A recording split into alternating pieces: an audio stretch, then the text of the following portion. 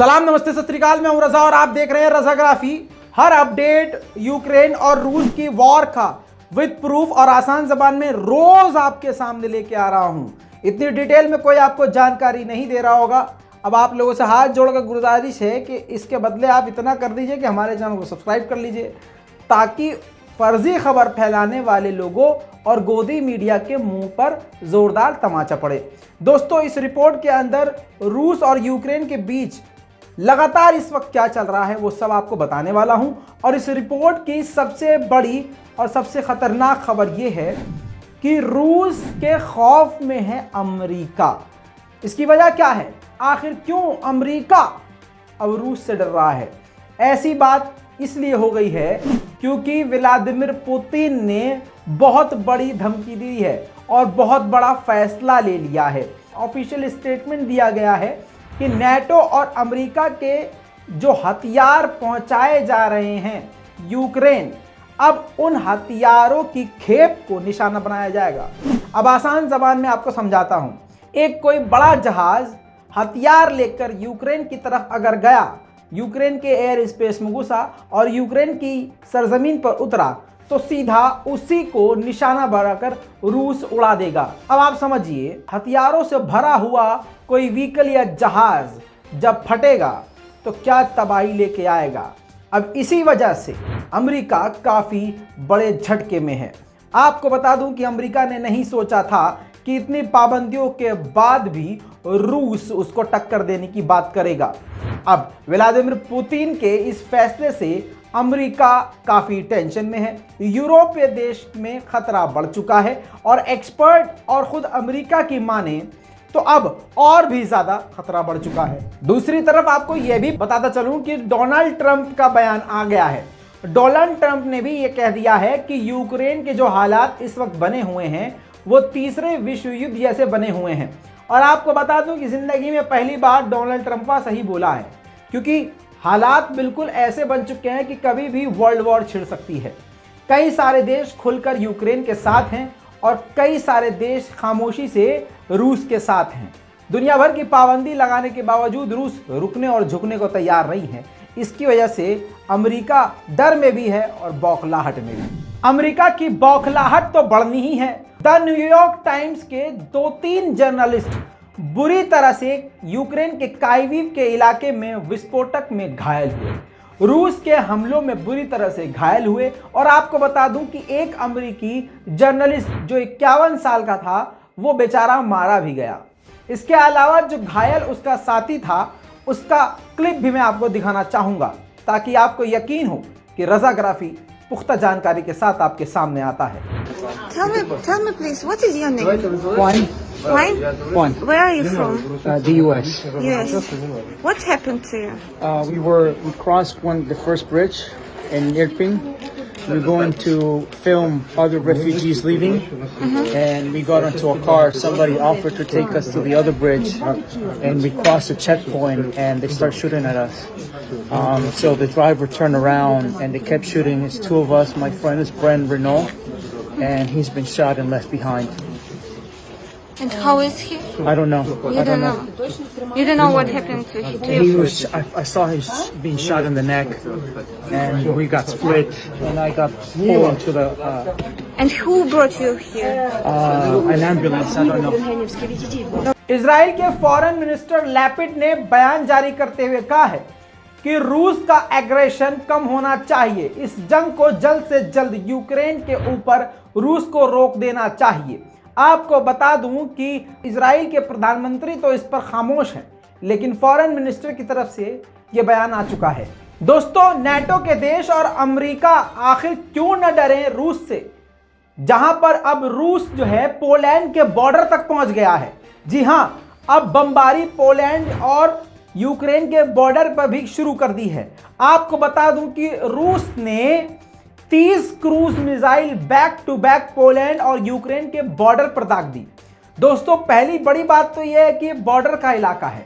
दूसरी बड़ी बात यह है कि इसी इलाके में, इसी एरिया में, इसी क्षेत्र में नेटो, अमेरिका और दुनिया भर के बड़े बड़े मिनिस्टर और नेता और अधिकारी, इवन यूएन से भी अधिकारी इसी एरिया में लैंड करते थे। ये जो एरिया था ये बहुत खास था, यहाँ पर मीटिंग्स भी हुआ करती थी, ऑफिशियल्स, डेलीगेशंस यहाँ पर पहुंचा करते थे। अब उस एरिया के हालात क्या हो गए हैं आप स्क्रीन में देख लीजिए। मैं आपको बता दूं, पहली बात ये पोलिश बॉर्डर है, यानी पोलैंड का बॉर्डर है, जहां पर हमला हुआ है। रूस ने 30 मिसाइलें दागी हैं और आपको बता दूं कि 35 यूक्रेनियन मारे गए हैं और 135 लोग घायल हैं। दोस्तों आपको याद होगा यूक्रेन के इलाके से एक मेयर को गायब कर दिया गया, ये देखिए, किडनैप किया गया रशिया की तरफ से, और इसके बाद इनकी जगह पर रशिया ने अपनी मेयर रख दी है। जी हाँ, अब ये मेयर है रूस की तरफ से वहां पर, यानी रूस का दबदबा बहुत ज्यादा है। जहां पर हम आपको ये दिखा रहे हैं कि यूक्रेन काफी टक्कर दे रहा है रूस को, लेकिन हकीकत ये भी निकल के आ रही है कि अगर यूक्रेन टक्कर दे रहा है तो टक्कर देने के बावजूद जीत रूस की ही नजर आ रही है, पलड़ा रूस का ही भारी नजर आ रहा है। दोस्तों आपको बता दूं कि रूस को काफी तगड़ा झटका नेटो के चीफ ने दिया है। नेटो के चीफ ने यह बयान जारी किया है कि केमिकल वेपन का इल्जाम रूस ने झूठा लगाया है यूक्रेन पर। अब इस झूठे बयान के बाद और झूठे इल्जाम के बाद उल्टा केमिकल वेपन का इस्तेमाल खुद रूस यूक्रेन पर कर सकता है। इससे दोस्तों यूक्रेन और यूरोप के देशों में और भी खौफ बढ़ गया है। आपको अगली खबर में यह बताता चलूं कि पोलैंड के प्रेसिडेंट ने बड़ा बयान देते हुए कहा है कि अगर रूस ने केमिकल वेपन का इस्तेमाल यूक्रेन पर किया, नेटो को सख्त एक्शन रूस के खिलाफ लेना पड़ेगा। रूस के डिफेंस मिनिस्ट्री की तरफ से यह जानकारी आई है कि 3553 यूक्रेनियन इंफ्रास्ट्रक्चर को तबाह रूस के एयर स्ट्राइक में कर दिया गया है और लगातार ये जारी है। रूस ने आगे धमकी ये दी है कि हमारे हमले अभी नहीं रुकेंगे। आपको बता दूं कि रूस ने बताया कि 61 हेलीकॉप्टर यूक्रेन के तबाह कर दिए हैं। इसके अलावा 126 व्हीकल तबाह किए गए हैं यूक्रेन के। इसके अलावा 1160 टैंक भी रूस ने तबाह किए हैं। इसके अलावा बता दूं कि 118 मल्टीपल रॉकेट लॉन्चर भी रूस ने यूक्रेन के तबाह किए हैं। इसके अलावा 400 से ज्यादा हॉविट्जर को भी तबाह किया है रूस ने। इसके अलावा आपको बता दूं कि 973 स्पेशल मिलिट्री व्हीकल को भी बर्बाद किया है रूस ने। और रूस ने खुद ही माना है कि 564 आम लोग मारे गए हैं। यहां पर रूस को शर्म आनी चाहिए, यहां पर रूस को सोचना चाहिए कि तुम्हारी जंग में आम लोग क्यों मर रहे हैं। जंग में सब कुछ जायज है, लेकिन आम लोगों का खून बहना और बेजुबानों और बेगुनाहों का खून बहाना ये सरासर नाजायज है। रूस ने आगे ये भी बताया कि 25 लाख लोग यूक्रेन छोड़कर भाग चुके हैं। इसी के साथ चेरनीहिव में अब बैलिस्टिक मिसाइल का इस्तेमाल कर रहा है रूस। लगातार अपने हथियारों को बढ़ाता जा रहा है। चेरनीहिव में सुबह जब कई सारी बैलिस्टिक मिसाइल टकराई तो चेरनीहिव का पूरा गांव तबाह हो गया। देखिए, Здесь видно, 249.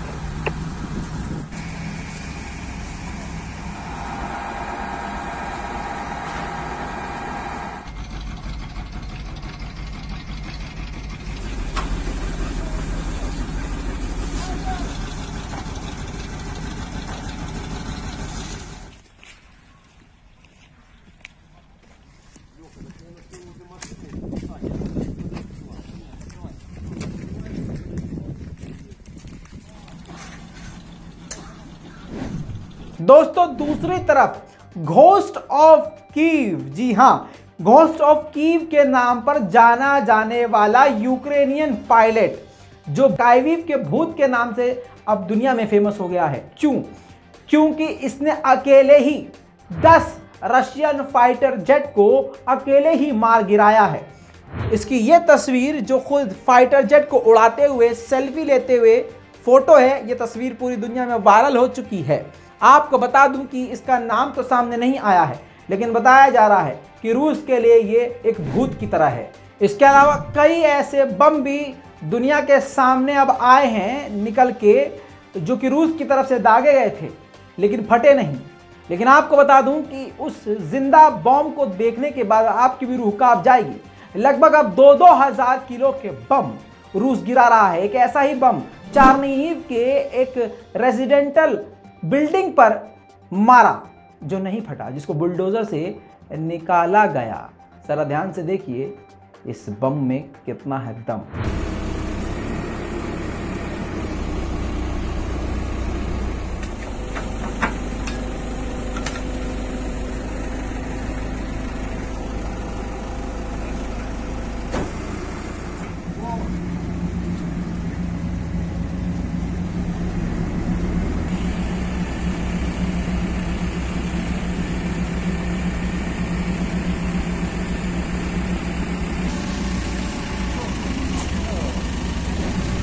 दोस्तों सबसे पहले रज़ाग्राफी ने इस बात को रिपोर्ट किया था कि चेचनिया के यानी चेचन के जो मुस्लिम्स हैं वो पूरी तरह से रूस के समर्थन में उतर आए हैं। अब यूक्रेन का ये एरिया देखिए, यूक्रेन के अंदर की तरफ यानी यूक्रेन के अंदर घुसपैठ हो रही है रूस के मिलिट्री और चेचन लोगों की, जहां दोनों साथ में रशिया और चेचन का फ्लैग आप देख सकते हैं, चेचन के जो फाइटर हैं उनके फ्लैग देख सकते हैं, दोनों मिलकर अब यूक्रेन के अंदर घुस रहे हैं। ये यूक्रेन अमेरिका के लिए काफी बुरी खबर है। दोस्तों इस रिपोर्ट को यहीं रोकते हैं, जल्द लौटूंगा और भी बड़ी जानकारियों के साथ। चैनल को तब तक सब्सक्राइब कीजिए, रिपोर्ट को शेयर कीजिए। मैं हूं रजा और आप देख रहे हैं रज़ाग्राफी। जय हिंद।